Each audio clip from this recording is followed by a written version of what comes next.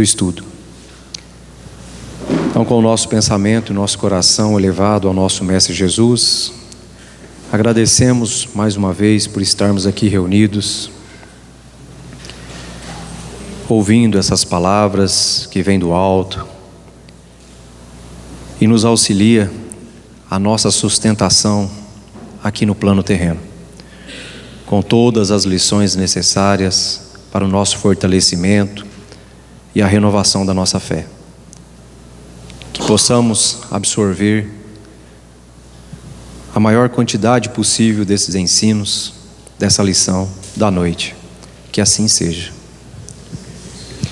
Bom, o tema da noite, do estudo, é amar o maior mandamento.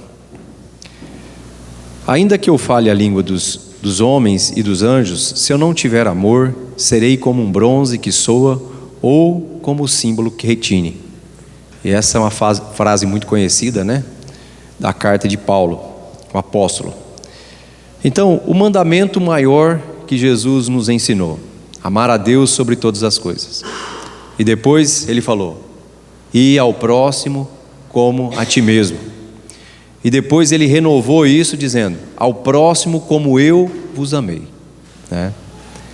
Então ele não deixou dúvida do que seria, nesse caso, o nosso maior mandamento.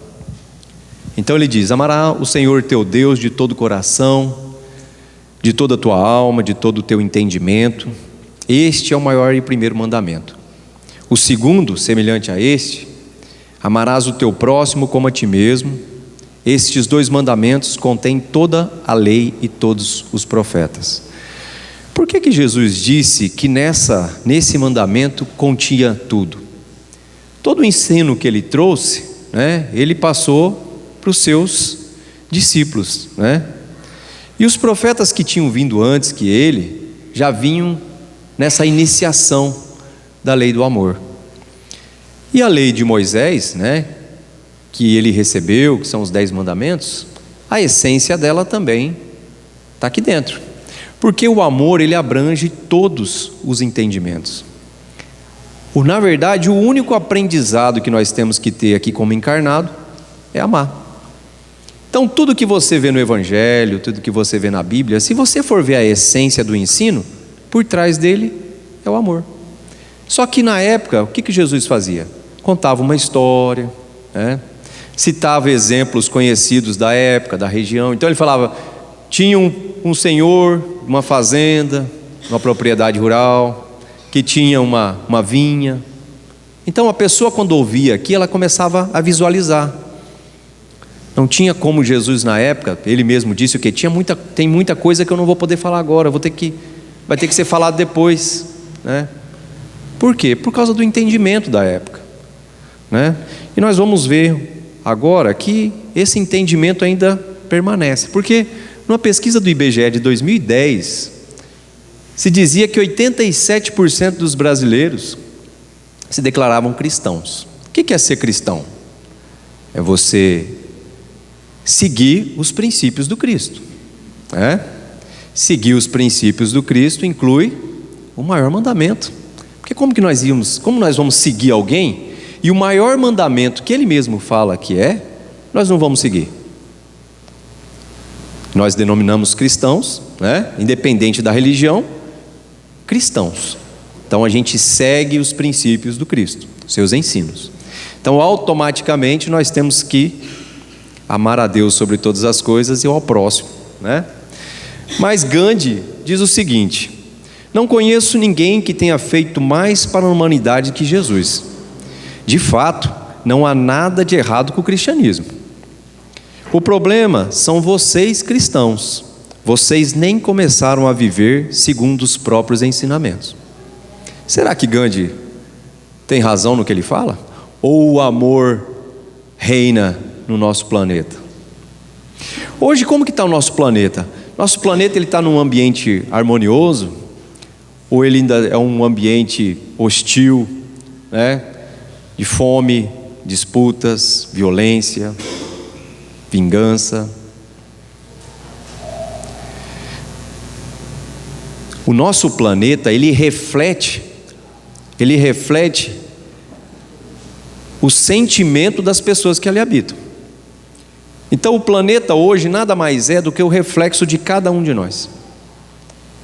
Então hoje, se a planeta Terra ainda é um planeta ruim para se morar, para se viver, é porque a maioria de nós ainda não vivemos conforme os ensinos do Cristo. Então por isso cabe a cada um de nós a responsabilidade de transformarmos, de melhorarmos, de praticarmos, de exercitarmos, de buscarmos viver os ensinos do Cristo. Para quê? Para que a gente possa começar a amar e transformar todo o nosso entorno, começando da nossa família, tudo começa na família. Então, começando da nossa família, do nosso ambiente de trabalho, do nosso bairro, da nossa rua, do nosso centro religioso. Porque que adianta eu ser amoroso dentro do centro espírita, com os trabalhadores, mas ter desafetos dentro do meu lar, ou no meu trabalho, nas regiões onde eu convivo, seja de amigos, as extensões da nossa família. Então o mundo hoje ele ainda impera o quê? A intolerância, o medo, o egoísmo, a ingratidão, a desesperança, como a gente sempre fala, a depressão está começando a ser a doença do século, que é o quê? Desesperança. Como um seguidor do Cristo pode permitir que a desesperança habite em seu coração? Por que será? Porque às vezes nós buscamos o quê? A referência, o outro, a sociedade, a mídia social. Deixamos o ensino do Cristo somente para pesquisa do IBGE. Então o pesquisador chega lá, você é cristão? Cristão. Acabou. Aí eu passo a seguir quem? A moda, a rede social, meu amigo, meus colegas, minha turma. E aí a desesperança vem no nosso coração, nos assolando. Então, Rubem Alves, um teólogo, ele diz o seguinte: amar é ter um pássaro pousado no dedo. Quem tem um pássaro pousado no dedo sabe que a qualquer momento ele pode voar. Nós confundimos, quando a gente fala de amor, a gente se limita ao amor a nossas relações mais próximas e conhecidas. Quais que é? Relações, esposo e esposa, pais e filhos. Mas esse amor, ele ainda tem um caráter ainda condicional. O amor do Cristo, ele não é condicional. Como assim não é condicional? Não tem condição, você ama e ponto. Por isso que o Rubens diz o seguinte: amar é você ter um pássaro na mão. Você ama ele, mas você sabe que amanhã pode ser que ele voa, mas você não deixou de amar ele. Quando você ama, você não aprisiona, Você respeita. Se a gente parar para pensar hoje, todos os problemas que existem no mundo, a essência do problema, vai na essência. Esquece religião, esquece interesse financeiro, político, vai na essência. Se existisse amor, não teria aquele problema. Isso a gente está falando da atualidade, confronto de Israel, Rússia e Ucrânia, política, nossa política. Como que é a nossa política hoje? Não só no Brasil. Falta o quê? É esse amor que Jesus nos propõe como sendo o segundo maior mandamento, depois de amar a Deus. Porque quando eu amo o próximo, então eu me preocupo com o quê? Com tudo que está relacionado a ele. Tudo. Então, enquanto um de nós tivermos passando fome, passando necessidade, fazendo um irmão nosso sangrar, é porque esse mandamento ainda não habita no nosso coração. O amor resume toda a doutrina de Jesus. Não tem nada fora do amor. É a essência que nos move também. Porque o amor, ele é esse fluido universal que nos sustenta. A base dele é amor. Não tem outro sentimento. Os outros sentimentos são coisas que a gente criou no nosso vocabulário e na nossa imaginação, mas não tem a essência da criação e do Criador. É o amor, é o que move tudo. Tudo é movido através desse sentimento. Por isso Jesus, você acha, olha a empreitada de Jesus de vir até a terra. Será que Jesus ia fazer toda essa manobra para vir aqui falar de algo que não fosse de extrema importância para a gente? Como todas as palavras que ele disse, todas as vírgulas, não tem nada fora do lugar. Tudo é uma condução para nos levar até o amor, para que a gente possa entender isso e começar a vivenciar. Então, como eu disse, a gente tem que sair desse entendimento de amor condicional e ir para o amor incondicional. Porque às vezes a gente está na relação, né, a gente vê. Tem até uma palestrante, a Nete Guimarães, que ela até cita uma historinha assim, que ela fala, qual que é o maior amor que a gente tem aqui na Terra? Aí todo mundo, é o amor de mãe para filho. Amor de mãe para filho é o maior amor que tem? É, o maior amor. É incondicional? Incondicional. A mãe ama o filho incondicional. Beleza. Somos espíritas, não somos? Acreditamos na reencarnação. Então, o amor da mãe é maior para o filho do que com o marido, certo? Acontece um acidente, morre toda a família, reencarna, só que agora o marido vem no lugar do filho, o filho vem no lugar do marido. Quem que a mãe ama mais agora? Já foi embora o amor incondicional. Porque o amor não é de criaturas imortais para criaturas imortais, não é de espírito para espírito, é ainda condicional, a nossa relação sanguínea. Então eu preocupo. Por que nós vemos tantas dificuldades no planeta? Porque eu preocupo o quê? Primeiro comigo. Preocupo comigo. Depois com quem? Com os meus, né? Se sobrar, um fato que eu sempre me chamou muita atenção foi no começo da pandemia. Vocês lembram como que apareceu as reportagens do supermercado? O cara com 5 carrinhos de álcool em gel. Tipo assim, minha família não morre, mas o resto não sei, né?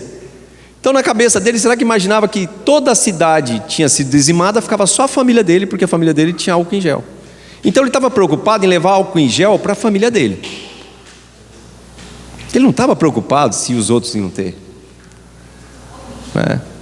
Então às vezes, quantas vezes será que a gente já não praticou isso, numa escala menor, mas com esse sentimento ainda de pensar só nas nossas relações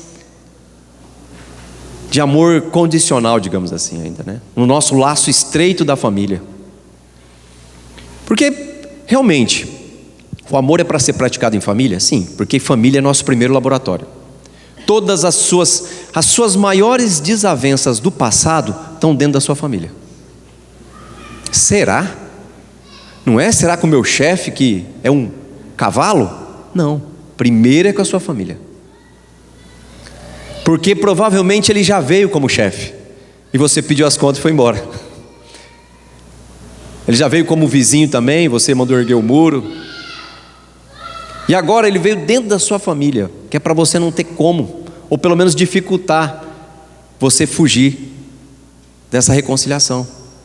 Então nossos primeiros ajustes estão dentro da família. Então esse amor ele tem que brotar ali, né? Ele tem que brotar.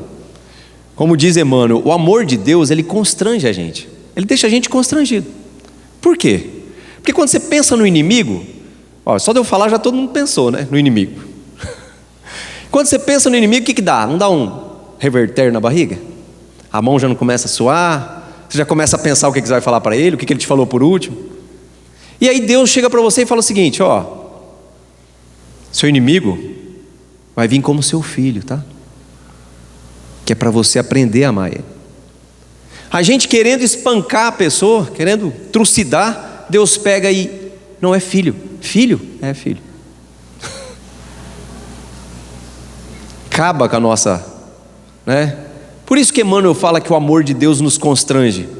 Porque a gente como humano, a gente tem uma visão do inimigo. Deus pega o inimigo e põe no útero da vítima, né? Agora você vai amar, agora vocês vão se reconciliar. E quantos casos a gente vê?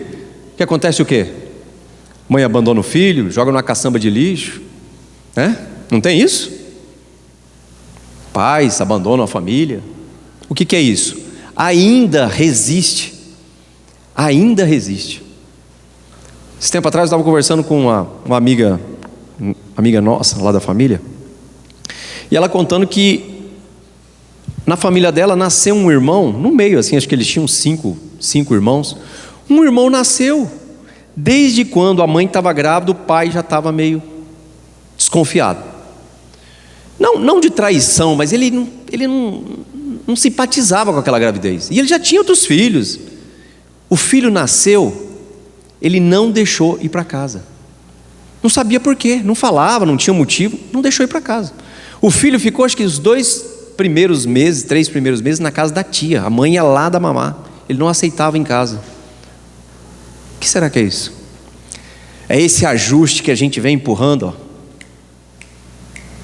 Então, você olha para aquele bebezinho, você não vê seu inimigo, mas o magnetismo que tinha ali proporcionava esse efeito nele, né? O amor é o sentimento por excelência, e os sentimentos são os instintos elevados à altura do progresso realizado. Quem tem instinto? O animal, né? O animal tem instinto. Quando você consegue trabalhar esse instinto em você, você começa a depurar esse sentimento, que é o amor, né? Que é o amor melhorado. Mas a gente já vê um instinto mais refinado também nos animais, em relação aos seus filhotes. Você imagina isso, quanto que tem que ser melhorado na gente então? Se o animal ele já tem esse instinto melhorado, porque ele cuida dos seus filhotes, né? Depois cresce, ele começa a mudar o seu comportamento. Mas você imagina esse sentimento refinado ao ponto de ser o amor que a gente precisa vivenciar, né? E não o amor no sentido vulgar, como eu estou dizendo, condicional, né? Mas esse sol interior que reúne e condensa em seu foco ardente todas as aspirações e todas as revelações sobre-humanas. O amor é uma lei universal. Se você for para outro planeta, a linguagem é essa. Se você for para um planeta superior ou para um planeta inferior, para um mundo mais elevado, mais adiantado, ou um mundo mais atrasado, a linguagem também é essa. Essa é a linguagem de Deus. Então esse sentimento, ele vibra e pulsa em nós, como se fosse a mesma coisa de você querer conter um riacho. Alguém aqui já tentou represar um rio, como que é? Você tampa daqui, tampa dali, e de repente a água está saindo por aqui. E você tampa, está vazando pelo outro lado. Está vazando por baixo, está vazando pelo...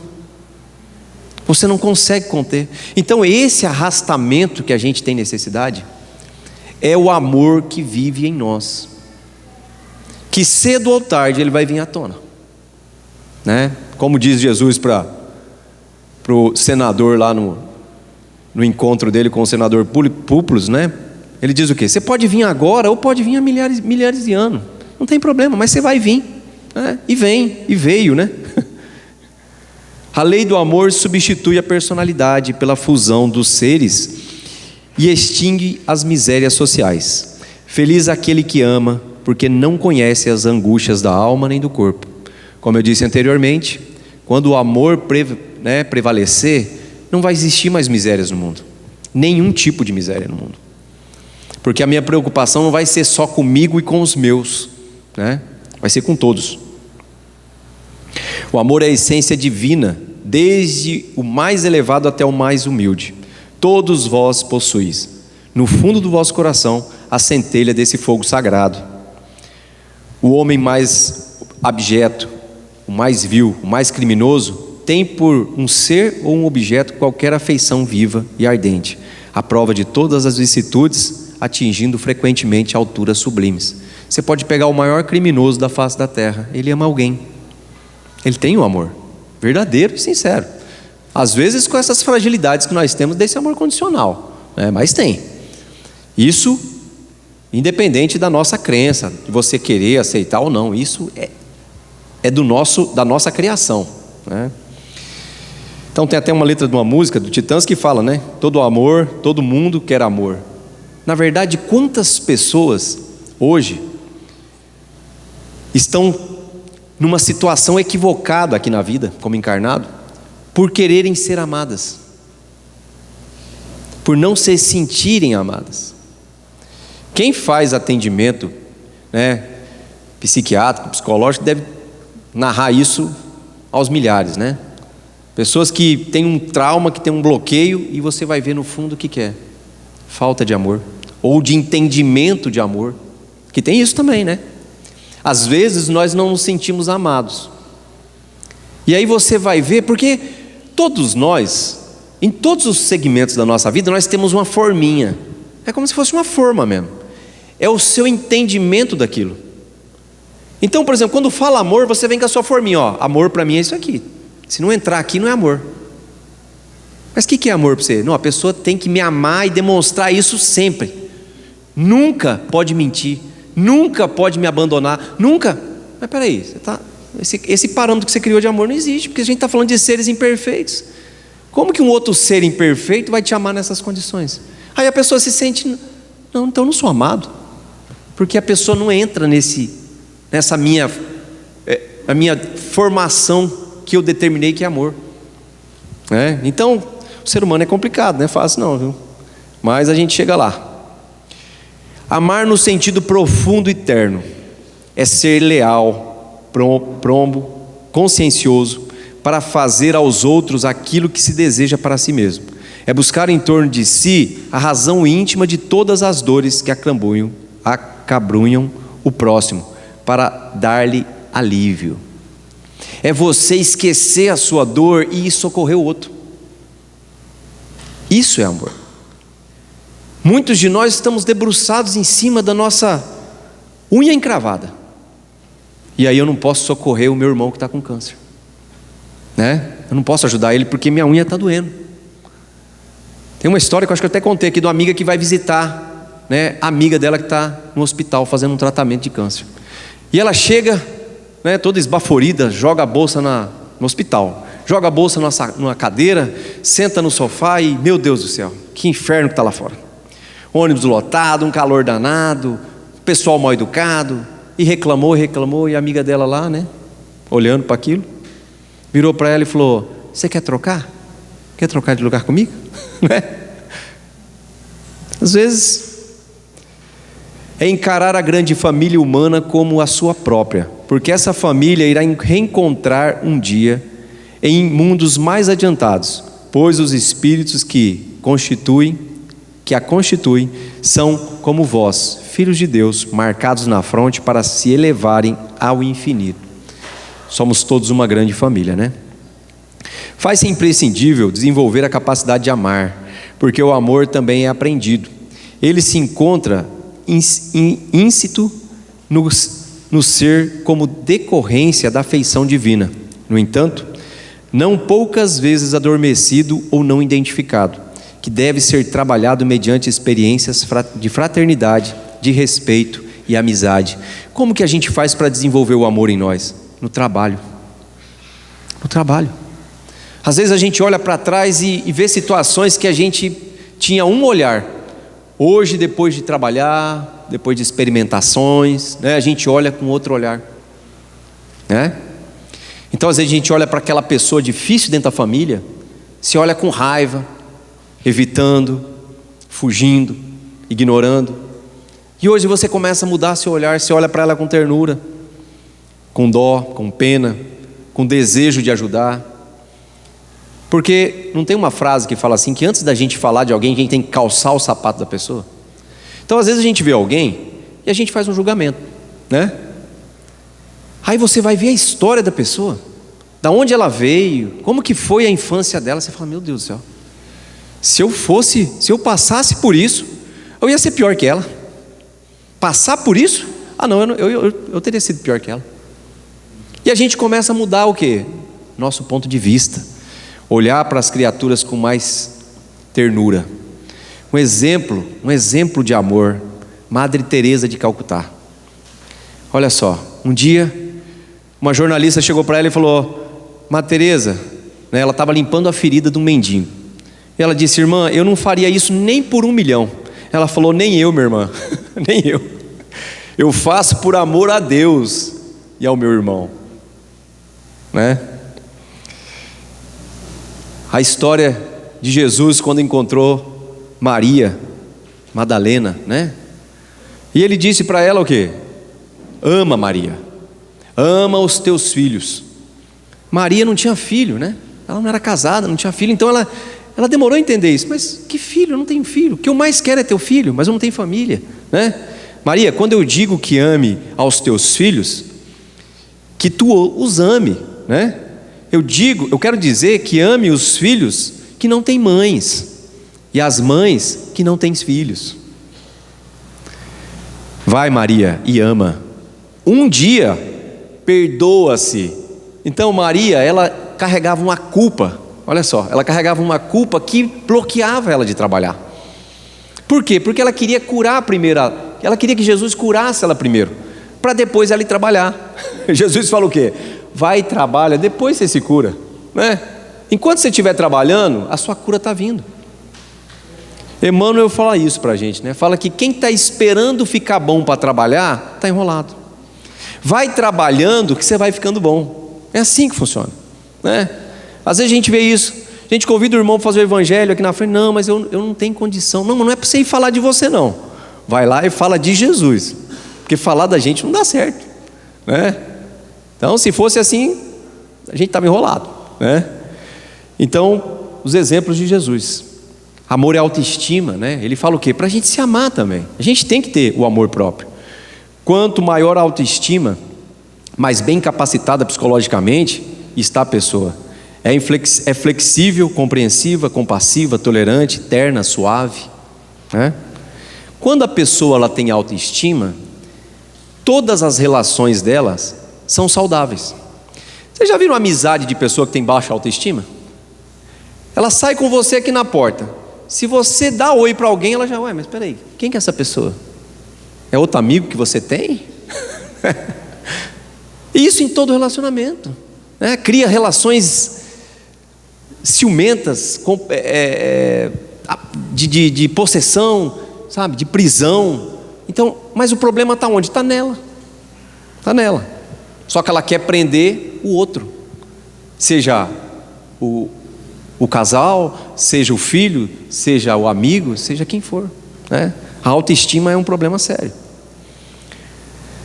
O amor é alto amor. O alto amor inunda o seu possuidor de vitalidade e entusiasmo, tornando-o comunicativo e social, pleno e contagiante. Vocês já perceberam quando a gente conversa com uma pessoa que ela irradia assim? Você acaba de conhecer a pessoa, mas ela tem um magnetismo, assim, ela te envolve naquele magnetismo. Você fica ali horas conversando com a pessoa, parece que passou, né? Na verdade, você fica horas conversando com a pessoa, parece que passou 5 minutos, porque é gostoso você estar junto com a pessoa. E quando você está junto com a pessoa, que você chega para ela e pergunta: e aí, como que tá? Ela: senta aí que eu vou te contar. Aí começa a reclamar disso, está aqui. A gente pergunta por educação, né? E aí, tudo bem? Mas nossa obrigação é falar o quê? Tudo bem, tá jóia, melhor ainda agora. Quando a gente vai contar, meu amigo, aí é complicado, né? Como diz o ditado, até o cavalo do carroceiro chora.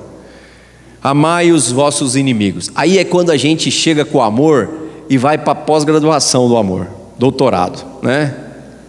É quando a gente consegue expandir esse amor até o nosso inimigo. Mas a gente tem que esclarecer um detalhe, né? Quando fala amar o inimigo, não é você pegar o cara que quer te matar e levar para dentro da sua casa, porque não vai dar certo, né? Mas é você não emanar pensamentos e sentimentos ruins para essa pessoa. É isso, né?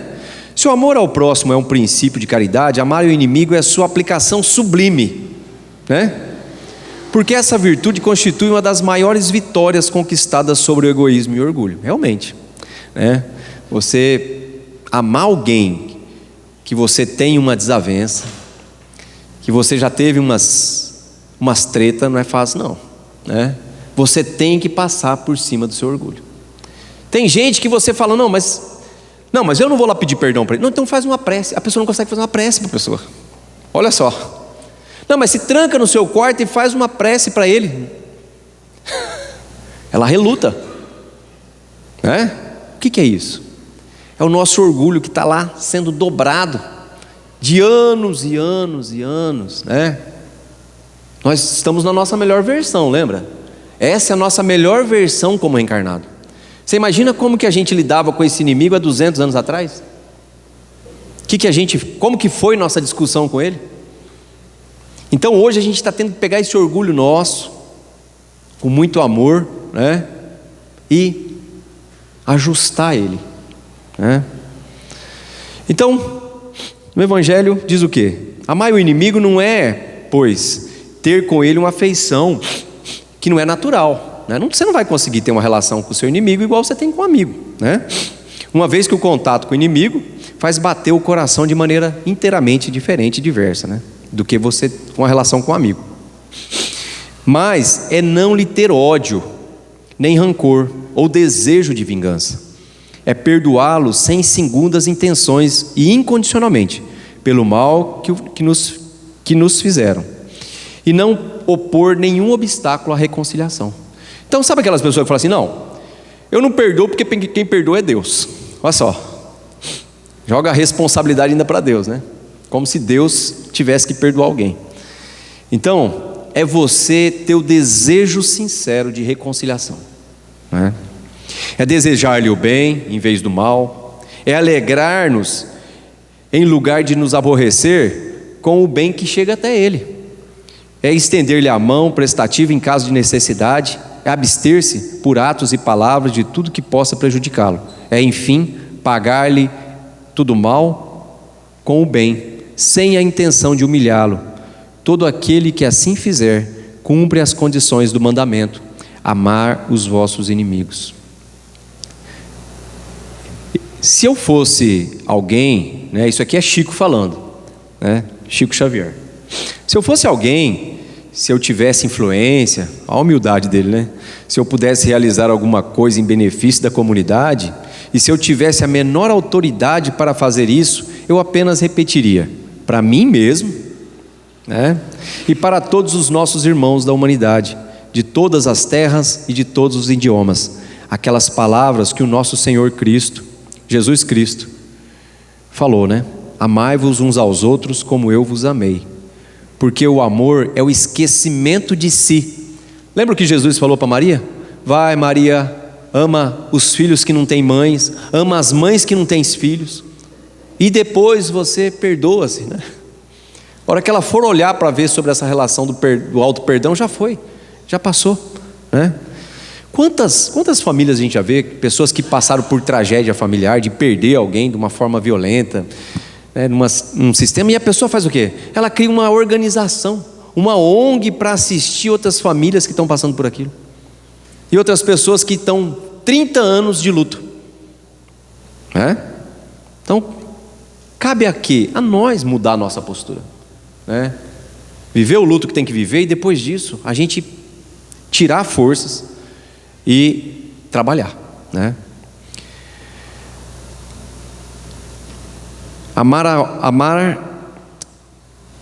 O amai-vos uns aos outros foi superado pelo amai-vos uns aos outros como eu vos amei. Amar alguém ou alguma coisa sem pedir nada, sem esperar o pagamento, nem mesmo a compreensão da inteligência do próximo. Então é trabalhar pela humanidade mais feliz. Nós temos isso, né? A gente faz alguma coisa, a gente fez o bem, a gente quer algo em troca. Isso é algo que inconscientemente, porque às vezes você dá um prato de comida, a pessoa não fala obrigado, você fala: puta merda, o cara nem falou obrigado, nem agradeceu. Às vezes você não fala isso, mas você pensa. O que é isso? É esperar algo em troca, né? É esperar algo em troca. Então a caridade, ela tem que ser algo em nós, quando a gente alcançar esse patamar de amor, que a gente já não conta mais. A gente não conta mais. É algo natural na nossa vida. Você faz, quantas vezes precisar, sem esperar nada em troca, sem condição, sem nada, né? Por um mundo melhor, pela extinção das guerras e pelo incentivo ao progresso em bases morais convenientes para que nós todos estejamos no melhor lugar possível. Que possamos ocupar no campo da vida humana, servindo ao Pai, ao Criador, ao nosso Senhor Jesus Cristo e a todos os princípios cristãos, como Ele e aos princípios mais nobres de outras religiões, né? Todas as religiões têm como base, né, a maioria, o quê? Os ensinos do Cristo, né? Para que com respeito mútuo possamos vencer todas as barreiras e amar como o amor deve ser consagrado entre nós. Isso é, amor sem recompensa. Porque todo amor é possessivo. Porque todo amor que é possessivo, infelizmente, ainda é um amor de grande parentesco com os animais. Lembra dos instintos? Se o seu amor se parece com o instinto, ainda tem ligação dos nossos antepassados ainda, né? Dos nossos antecessores, na verdade. O amor é a substância criadora e mantenedora do universo, constituído pela essência divina. É o que eu falei, não há nada fora do amor de Deus. Nós estamos mergulhados no amor de Deus. É como se, para você entender o que é você estar mergulhado no amor de Deus e não amar, é você nadar contra o rio. Deus é o rio Amazonas, né? Rio Amazonas, você de uma margem você não enxerga a outra. E aí isso é Deus. E você está subindo o rio, nadando. E você cansa, e você sofre, entra em desesperança, né? Aflição, dores, desesperos, depressão. Aí você cansa, para um pouquinho, o que o rio faz com você? Começa a te trazer de volta. Não, eu não vou perdoar, não quero vingança, e você tentando nadar contra. O amor de Deus é isso, você está mergulhado nele. Toda vez que você vai contra, você está provocando algo em você, contrário ao amor de Deus. E tudo que é contrário ao amor de Deus, dói, machuca. É um tesouro que quanto mais se divide, mais se multiplica. Olha que maravilha. E se enriquece à medida que se reparte, mais se agiganta na razão que mais se doa, fixa-se com mais poder quanto mais se irradia. Assim como o ar é indispensável para a existência orgânica, o amor é o oxigênio para a alma, sem o qual a mesma se enfraquece e perde o sentido de viver. Sentido de viver, né? Nós estamos, acho que passou todos os recordes que a gente já teve, história de questão de suicídio, né? O mundo nunca teve tanto caso de suicídio como se tem hoje. A gente não sabe, a gente não fica sabendo que é um número grande, sabe por quê? Porque há um acordo entre as empresas de telejornalismo para não divulgar, eles não divulgam, né? Mas só para você ter uma noção do número, São Paulo é aproximadamente 40 mil por ano. 40 mil por ano, só São Paulo, né? Então, perder o sentido de viver, né? Não tem outra explicação. É imbatível, porque sempre triunfa sobre todas as vicissitudes e ciladas. É sobre tudo isso, revestir-nos de amor, que é o vínculo da perfeição. Eu tenho um videozinho bem curtinho que eu gostaria de passar para vocês, que esse vídeo foi apresentado, eu não lembro qual o encontro, mas um encontro espírita que teve em Goiânia. Se eu não me engano, foi um dos últimos. Não sei se alguém aqui foi. Se foi, vai até lembrar do vídeo.